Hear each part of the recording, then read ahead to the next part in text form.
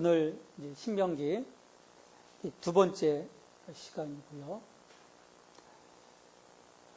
그러니까 지난번에는 전체 개요에 대해서 이야기를 나누었습니다. 오늘부터 이제 본문으로 직접 들어가게 되었죠. 1장부터 4장까지 모세의 그 세 편의 설교라고 했습니다. 1차 설교는 과거. 1장부터 4장까지 이어진 설교입니다. 지난 날들을 바라보면서 왜 40년이라고 하는 그 기간을 광야에서 보내야 했는지, 그것을 역사의 교훈으로 삼는 거죠. 2차 설교는 현재,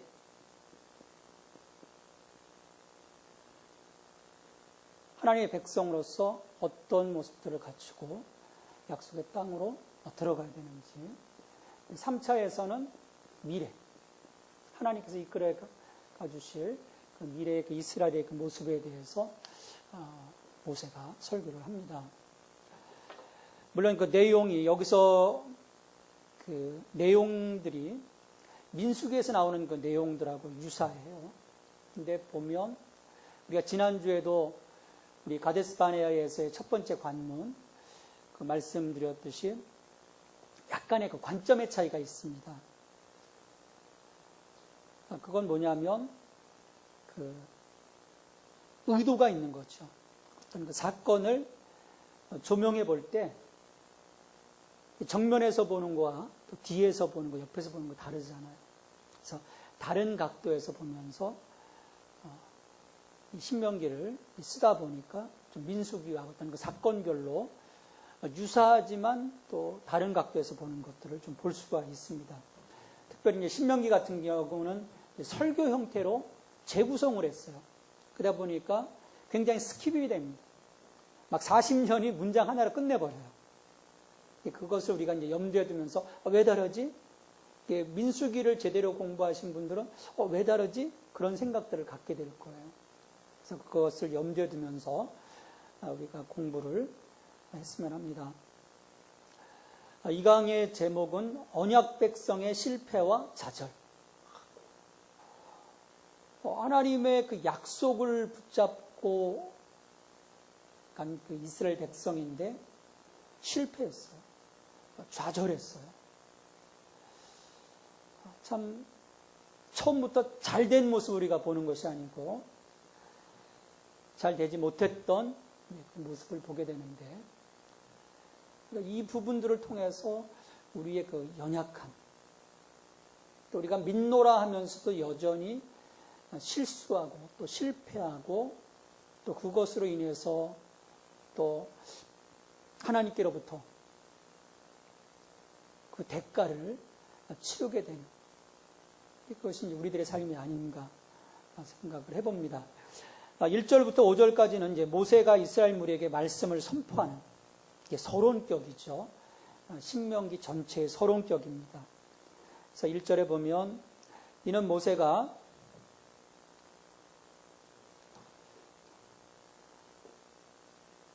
이 부분을 좀 먼저 한번 해볼까요? 1장에서는 이제 시대의 산에서 가데스 바네아까지 과거에 대한 이제 설교예요. 불신앙에 대한 비극을 이야기하고 있고, 2장에서는 가데스야에서 이제 모압 평지까지 역사. 가데스 바네아에서 실패한 다음에 이제 방향을 돌려서 모압 평지까지 이르는 그 38년의 역사를 아주 짧게 기록을 하죠. 에돔, 암몬, 모압과의 어떤 전쟁 금지, 또 헤스본 왕 시온을 멸하는 과정들이 2장에서 그려지고 있고, 3장에서는 요단 동편 땅의 정복과 분배하는 과정, 요단 동편 땅을 므낫세 반지파 그리고 르우벤 지파, 갓 지파가 차지를 하게 됐죠. 4장에서는 도피성 선정을 하게 되고 여호와를 경외하는 순종의 법 가르쳐 주시는 그 과정. 그래서 요단 그 서편, 그 하나님이 본래 약속하신 그 가나안 땅을 차지하기 전까지 그 역사를 재구성해서 설교하는 부분이 1장부터 4장까지입니다. 1절 보시면은 이는 모세가 요단 저편 숲 맞은편의 아라바 광야 곧 바란과 도벨과 라발과 하세롯과 디사합 사이에서 이스라엘 무리에게 선포한 말씀이다. 1절에 보면은 전체에 대한 신명기 전체에 대한 그 내용이 함축적으로 되어 있습니다.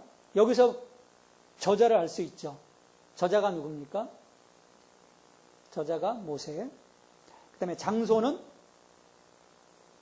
지금 보면 요단 저쪽 숲 맞은편 아라바 광야 곧 바란과 도벨과 라반과 하세롯과 디사합 사이에서 이스라엘 무리에게 선포한 말씀이다. 굉장히 그 복잡하게 여러 그 지명들이 나오는데요.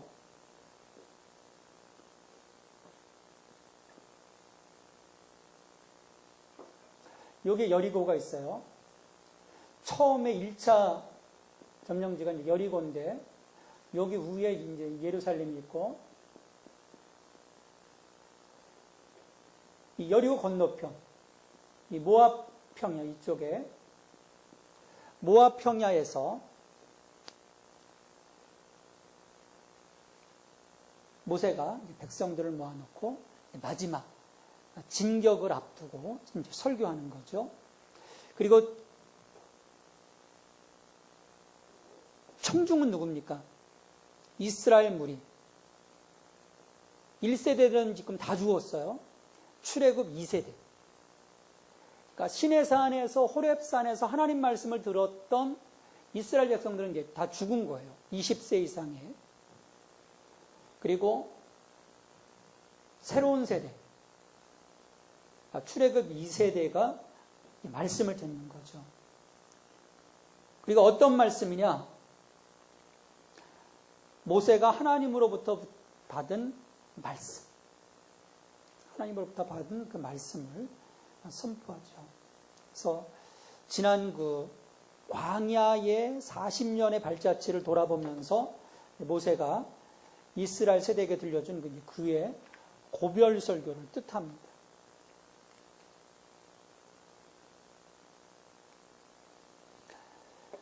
이 절에 보면 호렙산에서 세일산을 지나 가데스바네아까지 10하루길이었다.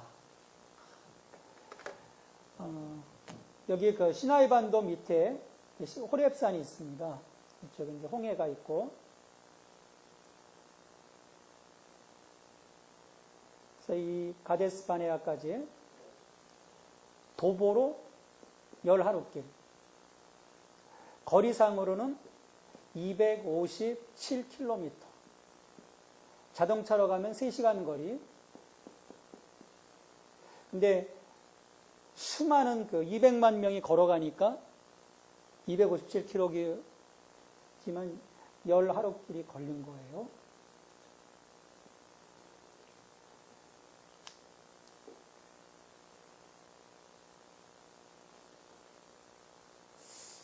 갑자기 여기에서 보면 호렙산에서 세일산을 지나 가데스바네아까지 10하루길이었더라. 그리고 이제 3절에 보면 갑자기 뜬금없이 40째 11째 달 그 달 첫째 날에 모세가 이스라엘 자손에게 여호와께서 그들을 위하여 자기에게 주신 명령을 다 알렸다. 갑자기 40째 40년이 확 지나가 버렸어요. 그러니까 호렙산에서 세일산을 지나서 가데스바네아까지 가는 길이 10하루길이었어요. 거기서 그냥 가나안으로 들어가면 끝나는 거예요. 10하루길로. 근데 다시 예루살렘 이 가나안 땅으로 들어가는데 몇 년이 걸립니까? 38년 해서 40년이 걸리잖아요. 순종하면 10하루길. 근데 불순종해서 몇 년 걸렸습니까? 2절이 3절에 걸리는 거예요. 불순종했기 때문에 40년. 여러분 순종하고 10하루길로 가시겠습니까? 아니면 불순종하고 40년으로 가시겠습니까? 한 번 고집 피는 거, 내 자존심 세우는 거, 그것 때문에 손해가 막심했던 거예요. 근데 우리가 하나님과 나와의 관계는요, 자존심 싸움이 아닙니다. 우리가 종종 잘못 생각할 때가 있어요. 하나님과 나와의 그 관계에서는요, 다른 것이 있을 이유가 없습니다. 그냥 순종하면 되는 거죠. 아유, 무조건 어떻게 다 순종하냐. 그것도 하나님 말씀하실 때 합리적이고 좀 내가 이해돼야지 순종하는 거지.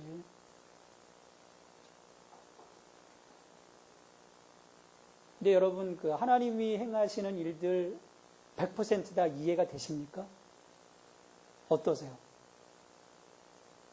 저도 100% 이해 안 될 때가 있습니다. 하나님 왜 저러실까? 퀘스천마크가 착착착 붙을 때가 있어요. 왜냐하면 내 생각과 하나님의 생각은요, 다른 거예요. 우리가 생각하는 개념과 하나님의 개념은 다릅니다. 우리가 하나님의 그 생각, 그것을 따라잡을 수가 없는 거죠. 왜냐하면 우리는 바로 그냥 옆에 지금 펼쳐지는 것만 보잖아요. 앞으로 1시간 뒤에 이 일을 예견할 수는 있지만 예견할 뿐이지 그것이 그대로 현실화되지는 않습니다. 우리는 볼 수가 없어요. 지금에 우리는 충실해야 될 뿐이죠. 근데 하나님은 그 이유를 보시는 분이시거든요. 그런 점에서 우리가 순종해야 합니다. 11하루길밖에 안 되는 정말 짧은 거리임에도 불구하고 이스라엘 백성이 약속의 땅에 다시 들어가기까지는 한 세대 사람들이 다 죽어야 했다는 그런 엄청난 비극. 그래서 우리가 신명기를 통해서 접하고 이것이 내게 어떤 의미일까? 어떤 의미일까? 우리 좀 생각을 해봐야 합니다. 그건 이스라엘 문제고 나랑 무슨 의미가 있냐. 그래 버리면 우리가 또 손해를 봅니다. 40년 가는 거예요. 그러면. 3절에 40째 11째 달 그 달 첫째 날에 모세가 이스라엘 자손에게 여호와께서 그들을 위하여 자기에게 주신 명령을 다 알렸으나 이스라엘 백성들을 모아두고 하나님께서 자기에게 주신 그 명령을 다 알렸습니다. 그러니까 모세의 그 의도는 뭐냐면 이스라엘 백성들에게 하나님 말씀을 좀 새겨놓기를 원했던 거예요. 그러니까 이스라엘 그 쉐마 말씀 6장에서 그게 드러나게 되죠. 쉐마 이스라엘 들어라. 너희에게 주신 이 말씀을 마음에 새겨라. 그리고 이 말씀을 통해서 다 알렸다는 건 뭐예요? 모세가 이스라엘 백성들의 그 영적 그 아비로서 인도자로서 정말 이들을 어떻게든 살리고자 하는 마음이거든요. 다 알렸다. 하나님 주신 거 하나도 빠뜨리지 않고 다 알렸다는 거예요.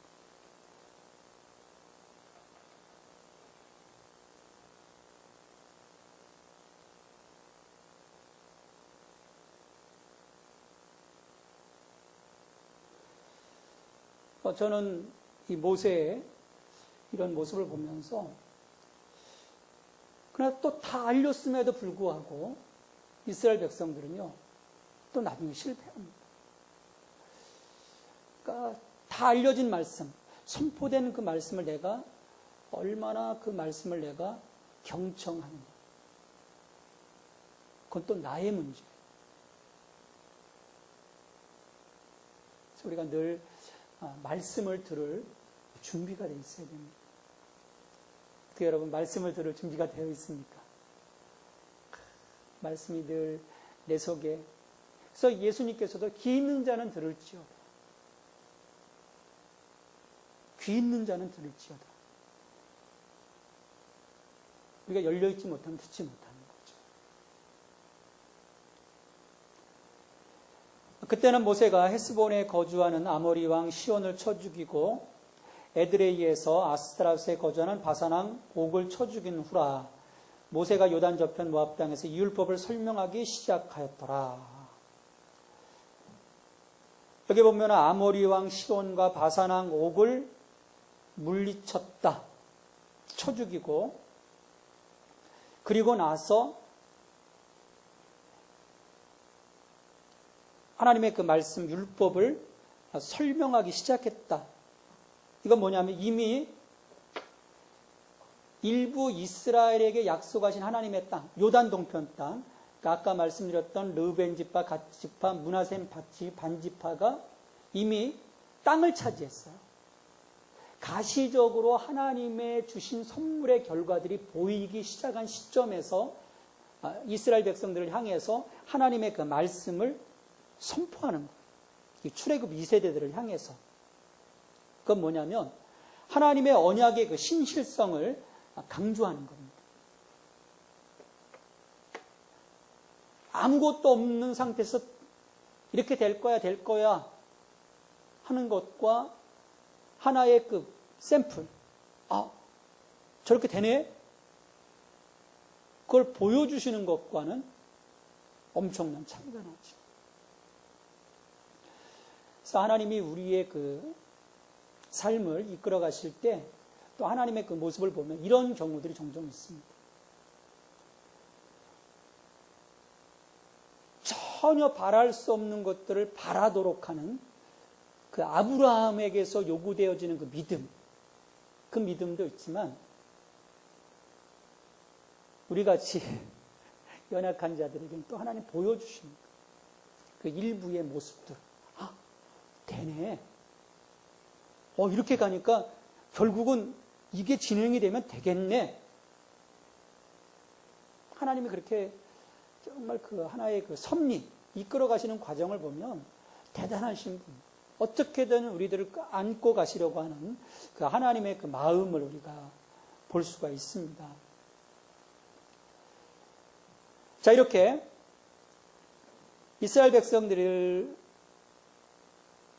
40년이라고 하는 세월이 지나서 그 모든 그 1세대들은 이제 다 죽은 그 시점에서 2세대들을 모아두고 하나님께서 주신 그 율법을 다 설명하는 즉 그 과정이 이제 1절부터 5절까지 서론격인 거예요. 신명기 출발점은 호렙산입니다. 신의 산이죠. 호렙산으로 호렙산, 이 신의 산을 기점으로 이렇게 돌아보면 출애굽 사건의 어떤 기적, 10가지 재앙, 애굽에서의 10가지 재앙, 그리고 홍해를 건넜잖아요. 홍해를 가르고 홍해를 건너고 또 홍해를 건넌 이후 이 수르강야, 신강야, 르벤강야에서 하나님의 기적들 먹여주시고 또 그들을 이끌어 가시는 하나님, 그들에게 물을 주시고 아말렉과의 전쟁에서 승리케 하시고 그런 그 하나님의 구원의 사건들, 그리고 이제 시내산에서의 하나님 그 말씀해 주심에 대한 감격이 있죠. 그리고 이제 호렙산에서 이제 앞을 내다보면 이 들어갈 이 땅에 대한 소망, 또 그와 더불어서 어떻게 보면 두려움도 그들 가운데 있었을 거예요. 야, 저게 될 수 있을까? 어떤 난관, 위험, 그런 것들이 이제 도사리고 있었죠. 이런 때 모세는 이 모압 평지에서 백성들로 하여금 과거를 회상하고 또 하나님의 은총을 되새기고 그리고 실패했던 그 선조들의 그 부모들의 이 과정들, 이것들을 되새기면서 이제 미래를 예상합니다. 하나님의 인도하심을 기대합니다. 그런 의미에서 이 신명기는요, 오늘 이 자리에서 신앙하는 우리들에게 있어서 아주 중요한 말씀. 왜냐하면 이스라엘이라고 하는 우리의 그 하나님과의 관계에서 우리보다 먼저 앞서서 실패했고 또 하나님의 은혜를, 그럼에도 불구하고 또 은혜를 잇는 그런 과정들을 보면서 우리가 오늘 무엇을 붙잡고 가야 되는가? 우리가 배울 수 있어야 되는 거죠. 근데 그런 점에서 이 신명기는 먼 그 이스라엘의 문제가 아닙니다. 어제 한 분이 그 전화를 하셨어요. 밤중에 9시 한 30분쯤에. 요즘 뭐 교회들마다 쉐마 교육이라는 걸 한다고. 제가는 잘 모르겠어요. 쉐마 교육이 뭔지 정확히. 근데 그분 그 염려는 뭐냐면 쉐마 교육이 유대인의 교육이고 그러다 보면 유대인의 잘못된 신앙, 그리스도를 믿지 않는 그 신앙을 우리가 배우는 거 아니냐. 그래서 그분에게 이렇게 말씀을 드렸습니다. 그거는 유대인 나름대로의 그 신앙의 한 방법이었을 뿐이고 이 신명기 6장 쉐마의 말씀은 오늘 우리에게 주시는 말씀이다. 그건 이스라엘의 말씀이 아니다. 이제 말씀을 드리니까 이해를 하시더라고요. 그제서야. 오늘 우리에게 주시는 말씀이에요. 오늘 우리의 삶 속에서 구체적으로 적용할 수 있는 말씀.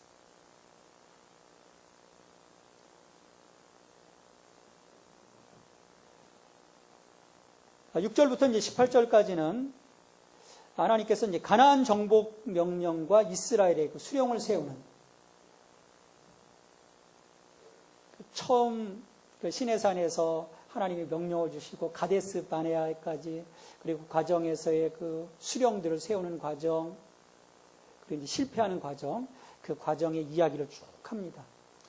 6절로부터 8절까지에서는 호렙산에서 1년 정도 머물렀잖아요. 1년 정도 머물면서 말씀 받고 또 성막을 건축해서 예배하는 제사하는 그 방법도 하나님께서 알려주시고 하나님의 그 거룩한 백성으로서의 그 면모를 갖춰가도록 하셨어요. 그런 뒤에 이스라엘 백성들에게 가나안 땅 명령을 정복을 명령하십니다. 7절에 보면 방향을 돌려 6절 그 이전에 보면 너희가 이 산에 거주한 지 오래니 방향을 돌려 행진하여 아모리 족속의 산지로 가고 그 근방 곳곳으로 가고 아라바 산지와 평지와 네겝과 해변과 가나안 족속의 땅과 레바논과 큰 강 유브라데까지 가라. 내가 너희의 조상 아브라함과 이삭과 야곱에게 맹세하여 그들과 그들의 후손에게 주리라 한 땅이 너희 앞에 있으니 들어가서 그 땅을 차지할지니라. 1차 가나안 정복 명령을 주시는 것.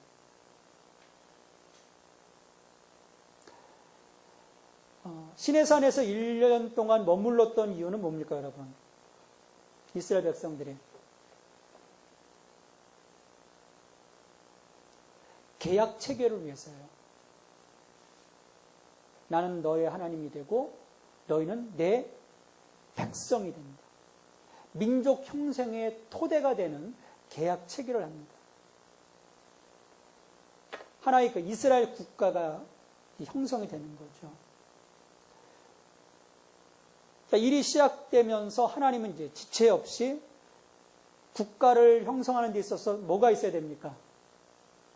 땅이 있어야 되잖아요. 땅이 없으면 그 국가가 아니잖아요. 목적 달성을 위해서 자리를 떠야 한다는 그런 그 말씀을 하는 겁니다. 그러니까 이 시내산에서 하나님의 영광을 이들이 경험을 했어요. 물론 모세가 돌판을 받기 위해서 40일간 자리를 비운 사이 어떻습니까? 우상을 섬겼어요. 재벌을 개 못 준다고 우상을 섬겼다가 3,000명이 죽었잖아요. 그런 실패도 있었지만 그 하나님의 그 거룩하심, 또 성막에 대한 그 하나님의 그 말씀하심을 통해서 이들이 어떤 그 황홀한 그 영적 경험들을 했잖아요. 모세의 어떤 그 빛난 얼굴 때문에 막 모세가 막 수건을 가리고 그런 모습들을 보면서 영적인 체험들을 쭉 했는데 하나님은 우리로 하여금 그런 어떤 그 영적 현장에서 그냥 거기에 그냥 푹 빠져 있는 것 그걸 원하지 않죠. 우리 그 사복음서 복음서에 보면 예수님께서 변화산에 올라가시잖아요. 베드로, 야고보, 요한을 데리고 올라가셔요. 거기서 막 그 모세와 엘리야가 영광에 나타나서 막 예수님이 변화된 모습으로 담수하는 것을 보게 되잖아요. 그러니까 그걸 또 보고 베드로가 어떻게 합니까? 여기가 좋사오니 초막셋을 짓고. 그러니까 우리는 참 머물기를 좋아해요. 뭔가 어디에 가서 막 은혜 받고 뭔가 되면 막 여기가 좋사오니. 이게 좀 이렇게 그 퍼지기를 좋아하는 것 같아요. 한번 뭔가 푹 빠져버리면 거기에 취해가지고 막 못 나오는 거예요. 근데 하나님은 그런 그 영적 체험과 더불어서 그러한 자기 도취에서 깨어나서 다시금 우리가 가야 할 사명의 자리. 우리가 예배 공동체에 나와서 예배를 드리고 그 예배 가운데서 하나님에 대한 강력한 경험들이 이루어졌을 때, 내가 은혜 받았을 때 거기에서 주저앉는 것이 아니라 거기서 받은 능력과 거기서 받은 그 열정과 거기서 받은 기쁨, 환희, 그것을 가지고 내 사역의 자리로 나가야 돼요. 내 콜링의 자리, 내 소명의 자리. 그게 구원받은 자들의 모습입니다. 여기가 좋사오니 그냥 눌러앉는 것. 이 공동체를 떠나지 못하는 것. 그것을 하나님은 원하지 않으시는 것. 그래서 7절에서 보면 너희가 방향을 돌려 행진하라. 가라. 동사가 이어져요. 하나님은 우리의 그냥 마음뿐인 것을 원하지 않습니다. 생각뿐인 걸 원하지 않습니다.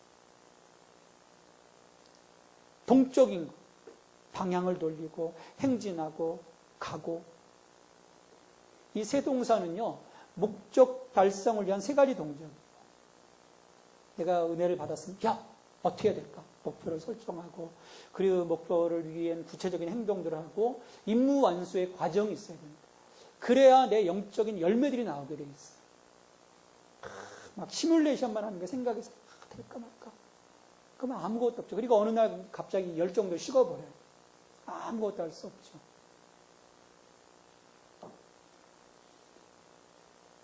그래서 이처럼 하나님께서 주신 그 목적 달성을 위해 가도록 하나님이 명령을 하시고, 8절에 보면은 내가 너희의 조상 아브라함과 이삭과 야곱에게 맹세하여 그들과 그들의 후손에게 주리라 한 땅, 그 땅이 너희 앞에 있으니 들어가서 그 땅을 차지할지니라. 하나님의 어떤 그 행하심을 보면 항상 우리 앞에 의미 있는 목적들 딱 던져놓습니다. 그냥 무조건 가라는 것이 아니라 그 앞에 좀 내가 어떤 면에서는 버거울 수도 있지만 의미 있는 목표들을 던져주시는 거예요. 그것을 우리가 취하도록. 그러니까 소극적인 어떤 수동적인 것이 아니라 능동적인, 적극적인 그 신앙의 그 자세를 우리 가운데 요구하시죠. 그러니까 구체적인 행동을 요구하시는 거예요. 들어가서 차지하라.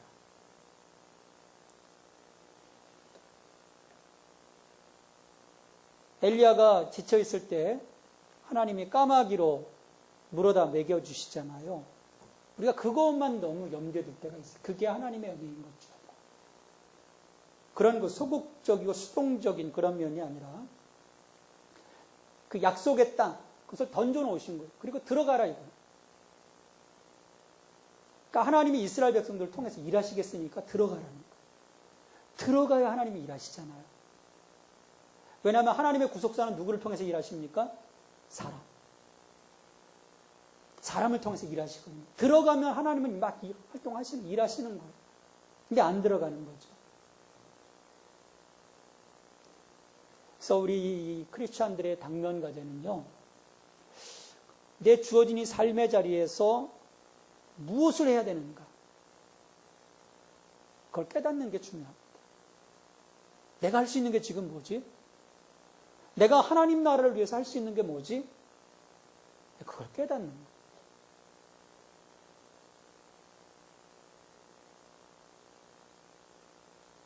그래도 안 가면 하나님께서 여러 차례 얘기하시다 결국 그 기회를 내가 상실하게 되겠죠. 9절로 14절까지에서는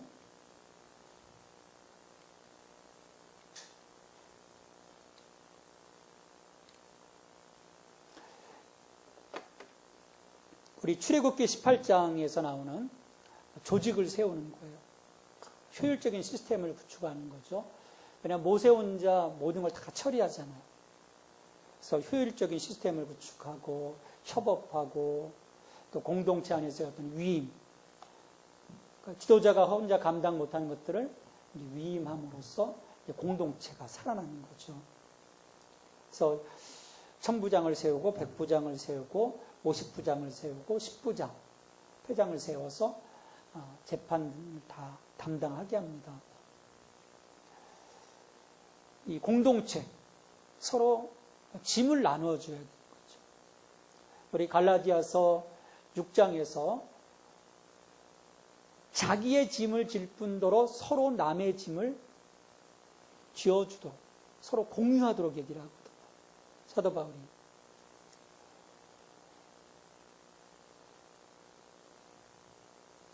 서로 짐을 나누며 서로의 그 공동체가 분열되지 않도록 하는 것. 그리고 지도자가 지치지 않도록 하는 것. 이게 참 동역이 필요합니다.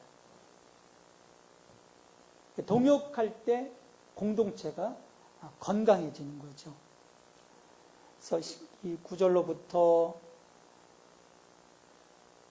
18절까지 이처럼 그 이스라엘의 행정, 사법을 담당할 기구 조직에 대한 이제 언급들을 합니다. 이제 마침내 이제 19절부터 46절까지는 가데스 바네아 사건을 이제 회고하는 거예요. 이 가데스 바네아, 이스라엘 백성의 신앙을 시험하는 격전장입니다.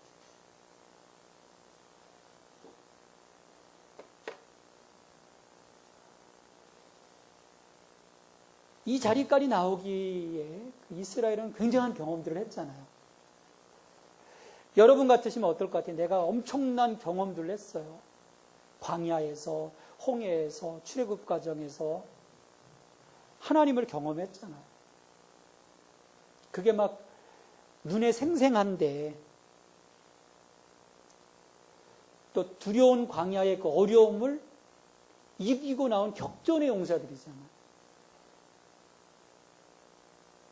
그럼 당장 싸움에서도 이길 수 있을 거라고 생각을 하는데 또 그게 아닌 거예요. 그래서 보면 선줄로 생각하면 넘어질까 조심하라. 우리가 늘 겸손하고요. 나의 나되는 것은 하나님의 은혜입니다. 하나님을 의지하는 것이 참 중요한 것 같습니다. 19절로 21절까지 해서 정복을 앞둔 이스라엘을 격려하시는 하나님을 볼 수 있죠. 우리 지난주 말씀에서 살펴봤듯이 21절에 보면 여호와께서 너에게 이르신 대로 올라가서 차지하라. 두려워하지 말라. 주저하지 말라. 왜냐하면 하나님이 든든한 후원자시니까 올라가라는 거예요. 물론 지금 지쳐 있어요. 백성들이 열하루길 크고 두려운 광야를 지나봤기 때문에 지쳐 있습니다. 그래서 이들이 이거 좀 이렇게 좀 머뭇거리고 있을 때 그들로 하여금 올라가서 차지하도록, 두려워하지 않도록. 그때 22절, 25절에서 백성들의 요청으로 정탐꾼을 보내 정탐하게 됩니다. 근데 민수기에서는 하나님이 보내는 것으로 되어 있어요. 그러니까 신명기에서는 어떤 그 신학적인 의도를 가지고 불순종했던 백성들의 그 의도, 지금 그 약간의 정직하지 못한 그런 의도. 왜냐하면 정탐을 보내자고 할 때 어떤 길로 갈지, 어디로 어떻게 가야 할지 살펴보자고 한 거지, 갈지 안 갈지를 결정하고자 정탐꾼을 보낸 것은 아니거든요. 근데 갔다 오자마자 가지 말아야 될 이유들을 찾는 것을 보면 그런 의도가 있었고, 그런 그 의도들을 백성들이 마음속에 갖고 있었기에 이제 신명기에서는 백성들이 주도해서 그것을 모세가 수용한 것으로 그렇게 이야기가 전개되는 것을 볼 수 있습니다. 순수한 믿음이 아니죠. 그러니까 결국 하나님에 대한 불신, 어떻게 해서 지금 올라가지 않을 꼬투리를 좀 잡을까, 이제 그런 그 이스라엘의 모습을 여기에서 보게 됩니다. 결국 우리 민수기에서도 보면 12명의 정탐꾼이 40일간 쭉 그 정탐을 하고 오게 되죠. 왔을 때 부정적인 보고들을 하게 됩니다. 10명의 그 정탐꾼이 부정적인, 그 땅이 참 좋다. 그러나 거기는 안악자손이 있고, 거기 그들의 성은 요새화되어 있고, 우리가 전쟁에 올라가면 저들의 밥이 될 거다. 근데 반대로 갈렙과 여호수아는 어떻게 됩니까? 하나님이 저들을 우리에게 붙여주셨다. 저들은 우리의 밥이다. 거꾸로 이스라엘이 저들의 밥이 될 거다. 그건 10명이고, 저들이 오히려 우리의 밥이 될 거다. 그건 2명. 그러니까 극소수의 신앙의 눈, 나머지는 대다수의 불신앙의 눈입니다. 그리고 거기서 보면 모세를 돌로 쳐 죽이고 새로운 장관을 세워서 우리는 돌아가겠다. 민수기에서 보면 구체적으로 나와요. 때려 죽이고 가겠다는 거예요. 쿠데타를 일으키겠다는 거예요. 그러니까 이들은 그 문제만 본 거죠. 근데 그 문제라는 것이 실은 하나님 앞에서는 작은 거죠. 왜냐하면 홍해를 건너게 하셨던 하나님, 아말렉과의 전쟁에서 모세의 기도를 통해서 이기게 하셨던 하나님, 애굽의 수많은 신들을 다 물리치신 하나님, 그거 생각하면은 안악자손들, 또 요새화된 성, 사실 그거 무섭지 않거든요.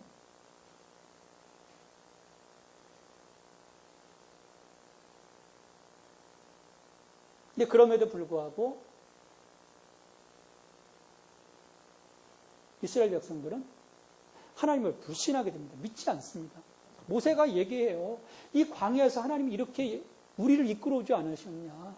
신실하신 하나님이신데, 능력 있는 하나님이신데 왜 믿지 못하느냐. 여러분, 이들이 왜 믿지 못했을 것 같아요?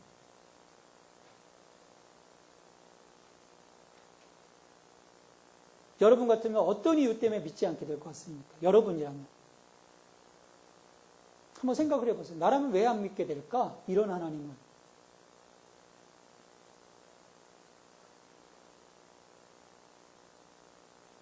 우리같이 똑똑한데.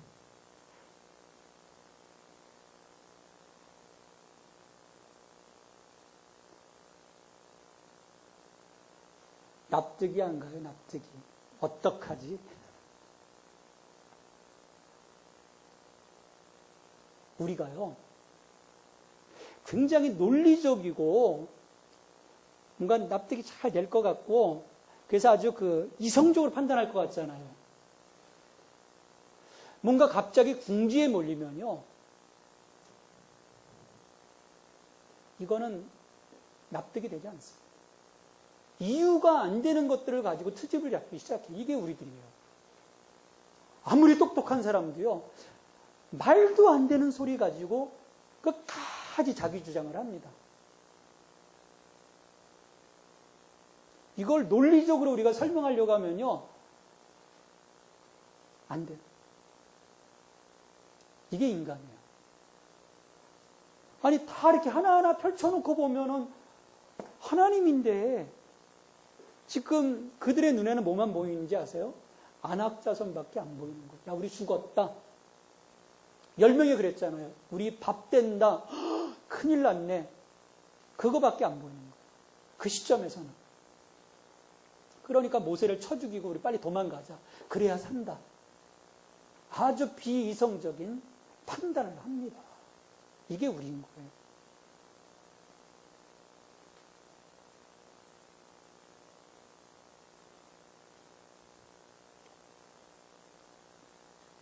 결국 34절, 40절에서 하나님이 징계를 하십니다. 이 악한 세대 중에는 내가 그들의 조상에게 주기로 맹세한 좋은 땅을 볼 자가 하나도 없으리라. 오직 여분네의 아들 갈렙은 온전히 여호와께 순종하였은즉 그는 그것을 볼 것이요 그가 밟은 땅을 내가 그와 그의 자손에게 주리라 하시고 여호와께서 너희 때문에 내게도 진노하사 이르시되 너도 그리로 들어가지 못하리라. 오직 두 사람 20세 이상 싸움에 나갈 만한 자로 계수되었던 자 60만 가운데 요 두 사람 여호수아 갈렙만이 들어가도록 허락받습니다. 모세도 못 들어가요. 너희들 때문에. 물론 무리바 반석을 친 그 혈기 때문에 모세도 못 들어가지만 전체로 보면 이들이 불순종하지 않았다면 모세도 들어가잖아요. 모세도 지도자로서의 어떤 그 영적 책임을 지는 거죠. 결국은. 그러니까 모세도 들어가지 못했어요. 오직 두 사람만 들어가는 거예요. 그래 39절에 보면 또 너희가 사로잡히리라 하던 너희 아들들과 당시의 선악을 분별하지 못하던 너희 자녀들도 그리로 들어갈 것이다. 내가 그 땅을 그들에게 주어 산업이 되게 하리라. 이렇게 하나님이 진노하시고 이제 너희들 정말 못 들어간다. 두 사람만 들어갈 거야. 끝. 너희들 이제 이 가데스반에서 떠나. 다시 뒤로 돌아. 그러니까요. 제정신에 돌아앉고. 안악두산 때문에 지금 보이지 않아가지고 막 모세를 죽이려고 하고 하나님을 원망하고 하나님이 우리를 죽이려 합니다. 그러던 자들이 하나님이 진노하셔서 모든 거 다 끝났어. 너희들 죽을 거야. 두 사람만 들어갈 수 있어. 그리고 너희 자녀들만 들어갈 수 있어. 너희는 방향을 돌려 홍해길을 따라 광야로 들어가라. 갑자기 되기 시작한 그제서야 아이고야 큰일 났다. 41절에 어떻게 합니까? 너희가 대답하여 내게 이르기를 우리가 여호와께 범죄하였사오니 우리 하나님께서 우리에게 명령하신 대로 우리가 올라가서 싸우리다 하고 너희가 각각 무기를 가지고 경솔히 산지로 올라가려 할 때 아니 가라 할 때는 가지 않다가 가지 말라 할 때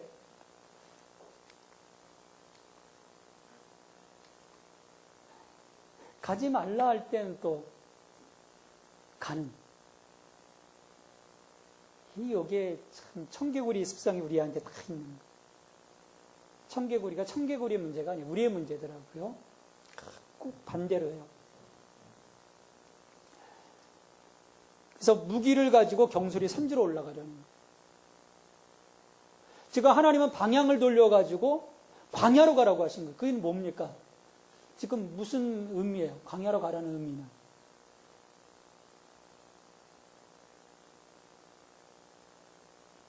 근신하는 거예요. 어렸을 때 부모님한테 회초리 맞은 다음에 뭐 밥 줍니까?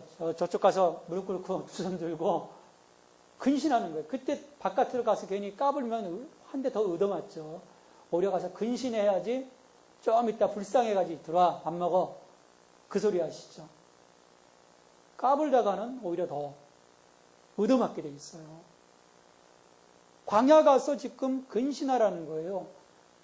근데 보면 자기들이 싸우겠다고 올라가겠다고 하나님 우리 용서해 주십시오. 우리 가서 싸우겠습니다. 근데 하나님이 42절에 말리시죠. 왜냐하면 끝났거든요. 여러분 우리가 하나님 주시는 기회의 때가 있습니다. 그때 내가 움직여야지. 하나님의 때가 지났는데 하나님의 영광의 자리가 떠났는데 거기서 내가 하나님이 안 계세요. 하나님이 임재하셨을 때 하나님이 임마누엘 하나님 되셨을 때 내가 거기에 순종하고 달려나가야지. 나 간다. 하나님 가시는데 나 올라갑니다. 하나님 오십시오. 안 오세요. 그래서 42절에 너는 그들에게 이르기를 너는 올라가지 말라. 싸우지도 말라. 내가 너희 중에 있지 아니하니 너희가 대적에게 패할 겁니다. 하나님과 함께하는 전쟁, 거룩한 전쟁. 헤렘. 거룩한 전쟁일 때만 이스라엘이 이깁니다.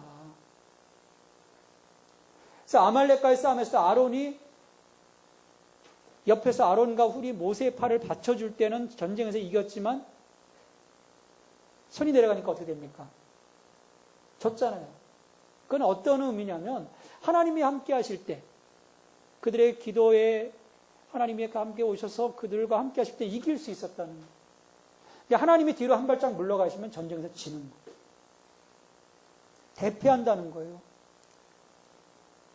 그래도 이들이 여기서 어떻게 합니까? 그러면 하나님 우리에게 기회를 안 주시는군요. 알겠습니다. 광야로 가서 근신하겠습니다. 그러면은 또 상황이 우리 하나님은 또 인자가 끝이 없으신 분이잖아요. 또 몇 년 돌다가 참 너희들 불쌍하구나. 그래 빨리 들어가자 이놈들아. 들어갔을지도 모르는 거예요. 물론 하나님이 40년이라고 했지만 너 가서 이렇게 우리도 그렇지만 잘 근신하면은 가석방도 시켜주고 그러잖아요. 사면도 받고. 우리 하나님도 그러신 분이세요. 그런데 결정적인 실수를 하는 거예요. 우리가 하나님의 은혜를 입으려고 하면요. 작은 실수를 하나님 용서해주면 결정적인 실수는 우리가 하지 말아야 돼요. 지금 가라고 하는데 안 올라갔어요. 그래서 하나님을 대적했다가 오히려 그러면 끝. 다시 광야로 가서 너희들 근신해. 그때서야 범죄했다고 올라가겠다고 할 때 하나님이 만류하세요. 올라가지 말라. 내가 너희들과 싸우지 않을 거야. 너희들과 함께하지 않을 거야. 싸우지 마. 너희들 지금 싸우는 그 순간에 너희들은 대패하고 말 거야. 그러면 들어야죠. 정말 질긴 이스라엘의 모습이에요. 근데 보면 여호와의 명령을 43절 정말 이 말씀을 가만히 묵상을 해보세요.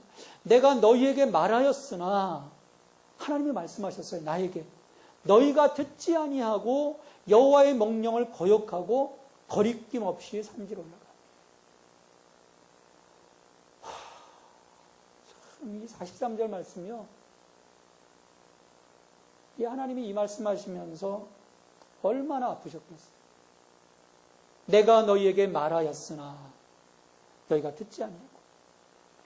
아니 좀 전에 범죄하였다고 회개했잖아요. 그럼 이 회개한 게 정말 회개한 걸까요? 진정성이 없는 거예요. 우리가 하나님 앞에서 입만 가지고 하는 것은 의미가 없습니다. 진정성이 있어요.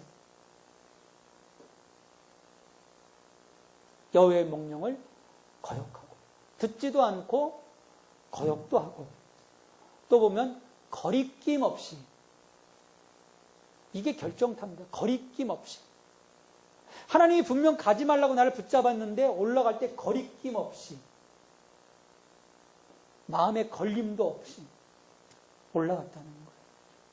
이러니 어떻게 됩니까? 그 즉시 그 전쟁에서 대패하고 합니다. 완전 박살이 나고 말죠. 그래서 45절에 보면 세일산까지 쫓겨가. 이 가데스바네아에서 한참 밑에까지 쫓겨갑니다. 이 사해 밑쪽 부분까지 쫓겨가는 거예요. 그러니까 얼마나 그들이 기가 막히겠어요. 너희가 돌아와 45절에 여호와 앞에서 통곡하나 여호와께서 너희의 소리를 듣지 아니하시며 너희에게 귀를 기울이지 아니하셨다. 하나님이 안 들으시죠. 하나님이 안 들으십니다. 그러니까 왜 하나님이 안 들으실까? 나 이렇게 힘든데 하나님 나 왜 안 들으십니까? 내가 문제 있는 거예요. 내가 하나님 말씀 듣지 않고 내가 거역하고 내가 거리낌 없이 내 행동대로 하다가 내가 얻어맞았는데 하나님 왜 나를 안 도와주십니까? 이게 우린 거예요. 하나님 원망하죠. 그리고 왜 안 도와주셨습니까? 그래서 46절에 보면 너희가 가데스에서 여러 날 동안 머물렀나니 곧 너희가 그곳에 머물던 날수도 됩니다. 그냥 기가 막혀서 머물러 있는 얻어맞고 하나님한테 얻어맞고 또 대적들 아모리 족속한테 얻어맞고 멍해가지고 그러니까 하나님도 그때 그냥 두세요. 그때 온갖 잡생각들 뭐 다 들었겠죠. 이게 뭔가 정말 우리 하나님 우리를 멸하시려고 하는가.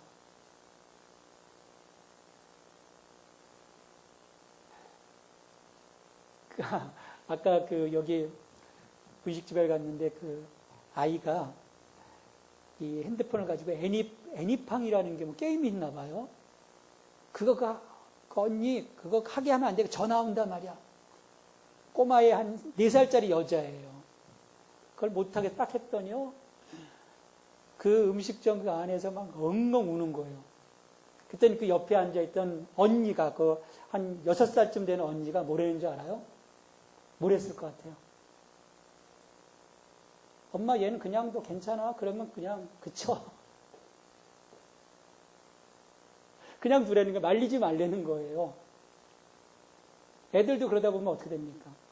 막 하다가 이래 둘러보고 자기 관심 안 가지면 다시 제정신 차리거든요. 하나님은 그냥 두시는 거예요. 너희가 가데스에서 여러 날 동안 머물렀나니 하나님 귀 기울이지도 않으셨어요. 말씀드리죠. 그러니까 지그들끼리 얼굴 쳐다보고 막 상처 입은 옆에 또 시체도 바라보고 그러면서 서로 어떻게 하겠어요? 울고 또 울고 또 울고 또 울고 진이 이제 다 빠지는 거죠. 도끼가 빠지는 거예요. 우리 안에 이런 것들이 빠져야 됩니다. 온갖 잡것들이 다 빠져나가야 돼요. 그리고 나서 하나님이 2장으로 보면 말씀하시죠. 방향을 돌려 여호와께서 내게 명령하신 대로 홍해길로 들어가서 우리가 죽지 않으면요 내 안에 말씀이 수용되지 않습니다. 내가 죽어야 돼요.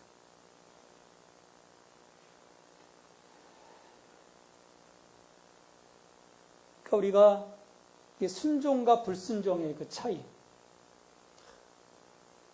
순종과 불순종의 차이, 그 굉장함을 우리가 1장을 통해서 보게 됩니다.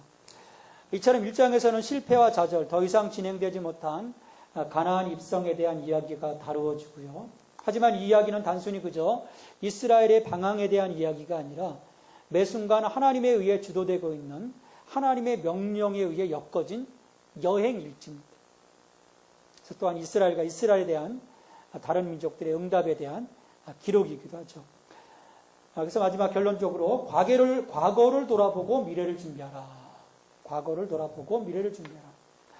모세는 가나안 입성을 눈앞에 둔 이스라엘 백성들에게 과거의 회상을 통해 하나님의 뜻에 순종하는 자들이 되도록 교훈하고 있다. 이처럼 사람은 누구나 과거에 대한 기억을 가지고 가끔 회고를 하지만 그것은 미래의 발전을 위한 것이어야 함을 말해줍니다.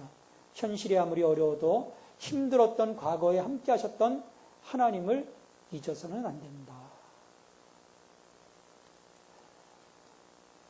마지막 19장에서부터 46장까지 이 정탐꾼의 얘기는요. 하나님이 이 약속의 땅에 들어갈 수 있는 기회를 주었다는 거예요. 근데 그들의 실수로 그 시기가 38년. 전체로 해서 40년 연기되었음을 보여줍니다. 그 이유는 뭐예요? 불신앙. 그리고 하나님의 구원 행위에 대해서 냉소적인 태도를 보이잖아요. 불신앙과 더불어. 그리고 하나님보다는 문제 앞에서 그 문제 때문에 두려워하고 떨었다는 점. 우리가 살아가면서 우리 앞에 장애물, 두려움, 우리가 완전히 없어질 수는 없거든요. 늘 있습니다. 그렇지만 내가 나를 격려해 주시고 나를 감싸 주시는 하나님을 의지하는 것. 그게 우리 가운데 필요한 때입니다. 그러면 이길 수 있는 거예요.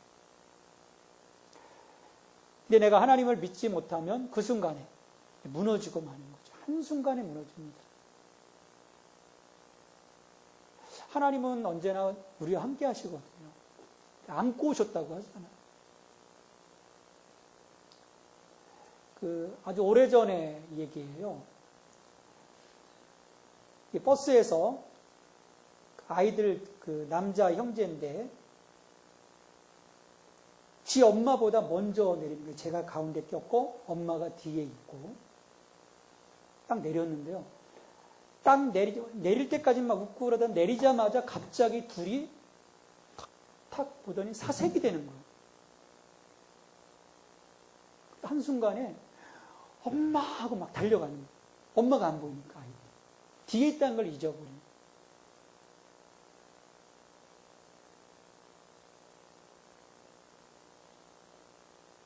우리가 하나님이 늘 함께 계심을 내 마음속에 둘 수 있다면요, 두렵지 않습니다. 이스라엘 백성들이 어느 순간에 잊어버린 거예요, 지금. 안악자손 때문에 하나님을 잊어버린 거예요.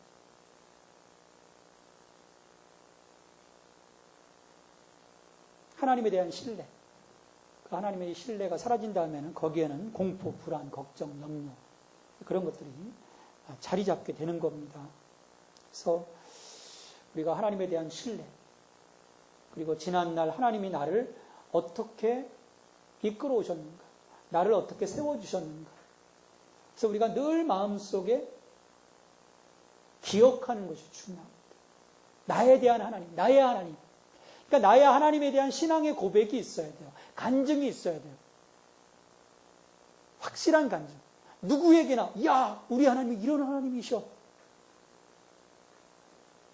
우리 여행 갔다 오면 여행에 대한 기억이 있잖아요. 가물가물해지면 어떻게 합니까? 사진 꺼내보잖아요.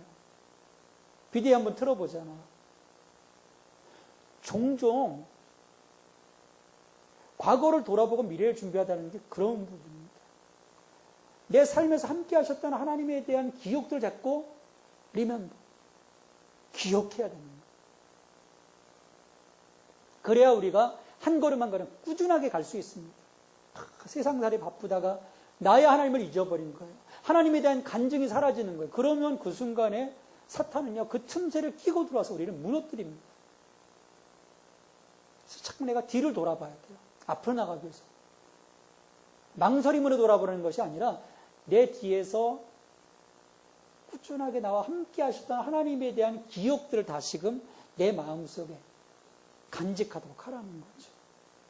그러면요, 걱정 없습니다. 걱정 없어요. 우리 적용 질문에 들어가서 하나님께서 이스라엘을 불쌍히 여기시고 배려하신 이유는 뭔가? 하나님이 선택하셨잖아요. 하나님이 불러주셨잖아요. 아브라함을 부르시고 이삭, 야곱, 요셉에게 이어지는 약속들을 주셨거든요. 사랑을 주셨거든요. 그러니까 하나님은 책임지시는 분이십니다. 오늘 우리를 불러주셨잖아요. 창세전에 우리에게 복을 주시러 하나님의 영광을 위해서. 그러니까 하나님 끝까지 우리 책임져 주십니다. 내가 하나님 바라보는 한.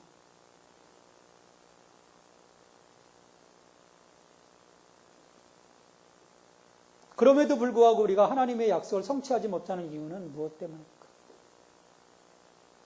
여러 가지 이유들이 있겠지만요. 결정적인 것은 내가 하나님 믿지 못하기 때문이에요. 불신하기 때문이죠.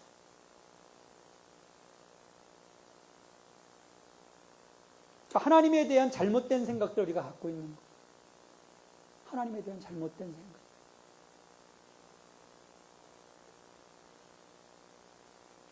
그래서 우리가 그럴 때마다 나의 지난 삶 속에서 내게 지켜주신 하나님의 그 약속의 신실하심을 우리가 찾아보는 것.